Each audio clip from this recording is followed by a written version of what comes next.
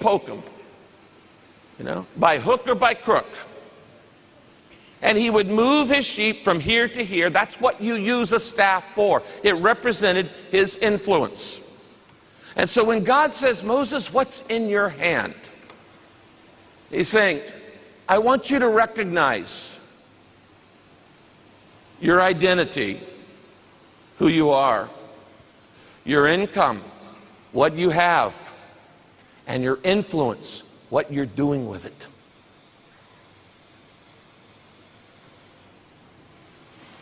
A year ago, I spoke at the National Basketball Association All-Stars game in America, because most of the basketball teams in America had done 40 days of purpose. So they invited me to come and speak to the teams and to the All-Stars. When I was with them, I said, what is in your hand? And I said to them, it's a basketball. And that basketball represents the same three things that the staff did in Moses' life. It's your identity, you're a basketball player. It's your income, you make your living playing basketball. And it's your influence. The rest of your life, you'll be a basketball player. You won't play all your life, you only play for 5 or 6 years, but the rest of your life. The reason I know this is my brother played American football, actually was on a football team, didn't play it, with the 49ers, and my brother has 4 Super Bowl rings. It's been 20 years since he's been with the 49ers, but he still wears the Super Bowl rings.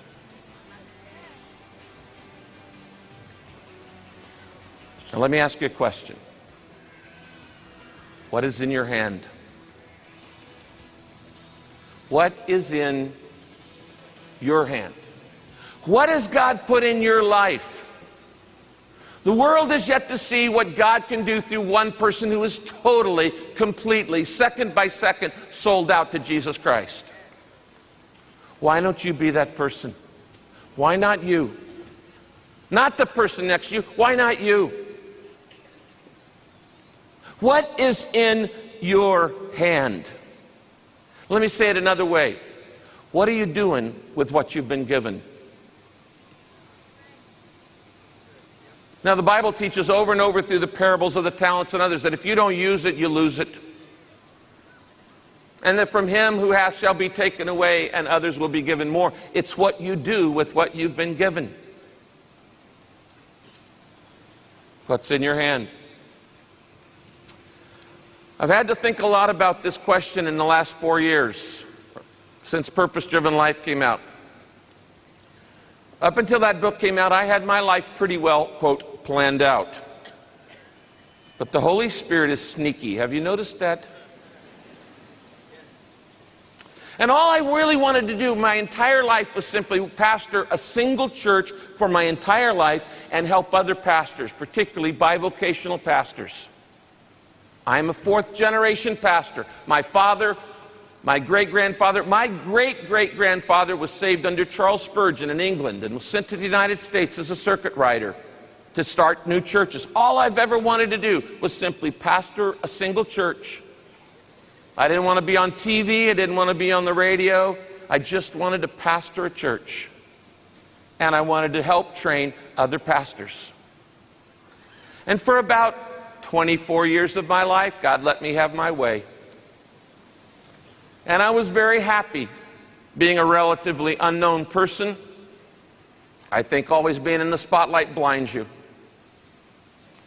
And a lot of guys start off as servants and end up as celebrities. And they start reading their own press releases, and it warps your character.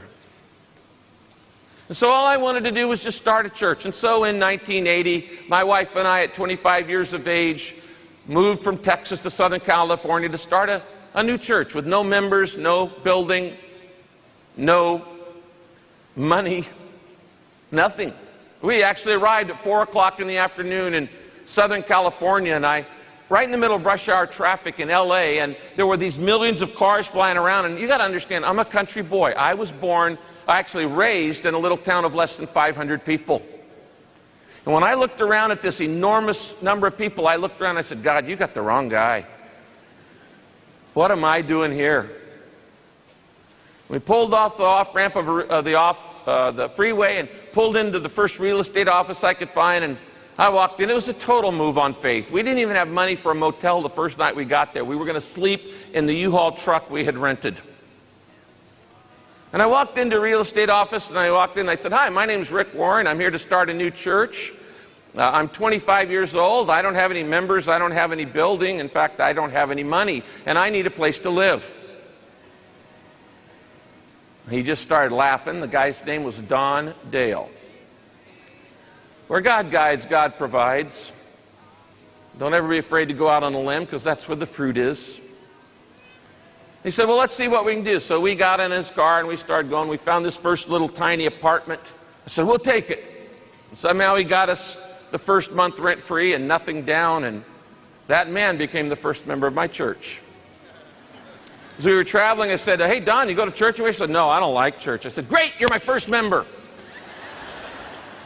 So we started a week later in my home with my wife and I and our little girl, and Don and his wife and his little girl, and one other person. Fast forward that about 25 years, 26 years. On our 26th anniversary at Easter, I preached 13 services to about almost 40,000 people on a 120-acre campus. And I'm going, what did God want to have in mind? I tell you that not to impress you, but just to say, my entire life, I've just been in awe of Jesus Christ. Do you know what? God uses ordinary people. If God only used perfect people, what would get done? Nothing! Because there are no perfect people. If you didn't sin today, there's a word for you: liar. And so I was very happy just pastoring my church and watching it grow. I've now watched an entire generation grow up at Saddleback Church. When I started that church, my daughter, Amy, my oldest, was 4 months old. She's now married and have a grandchild. I have a grandchild. I have 2 of them. And I've watched an entire generation grow up and watched them take their first steps and watched them go into preschool and grade school and watch them get their knees bruised and then go into junior high and high school and get their hearts broken and go to their first dance and get pimples and then go off to school and college and university and come back and get married and start their own family. And I love that. Alvin Toffler, in his book Future Shock, says that when the world is in constant change, they need islands of stability. People need something that doesn't change. Oh, just this old Pastor Rick, he's been there 50 years. And I love that. And that's really was my desire, just to shepherd a group of people and then to train others.